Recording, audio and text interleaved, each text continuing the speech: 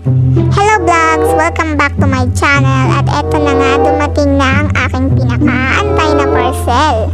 Umorder kasi ako sa Shopee ng tripod. Kasi kapag nagbi-video or nagbablog kami ng asawa ko sa labas or kapag nagra-rides kami, wala akong hawakan ng aking cellphone. Kaya medyo hassle siya para sa akin. Kaya naisipan ko na umorder ako nito sa Shopee. Buti na lang, murang-mura lang siya. Sobrang affordable. Nabili ko lang to sa halagang 182 pesos at kasama na yung shipping fee dun sa 182 na yun. Buti na lang talaga sa Shopee, merong mga voucher na nagagamit. Kaya nakalas ako ng 36 pesos dun sa aking shipping fee.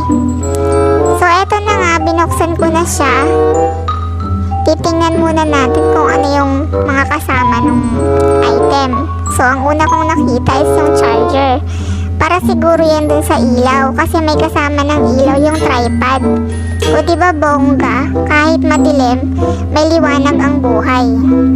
Meron nga palang iba't ibang color din siya na pagpipilian sa Shopee. Yun ay kulay puti, kulay pink, at kulay itim. Siyempre yung kulay itim yung pinili ko.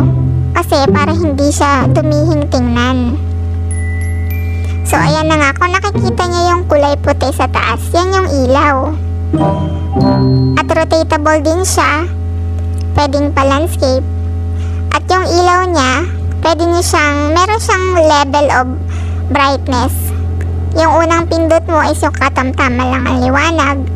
Pero yung pangalawang pindot mo is yung pinakamalakas niya or yung high brightness niya. Diba ang galing? Murang-mura.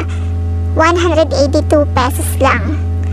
Ayan, binubuksan ko. Tinitingnan ko kung paano siya kasi ang alam ko, yung tripod is meron siyang 3 paa.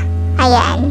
Maitatayo mo siya kung halimbawa magbibideo ka na kumakain ka, pwede mo siyang patayuin para self-captured ba? O diba ang ganda? Murang-mura lang, 182 pesos, meron ka ng ganyan.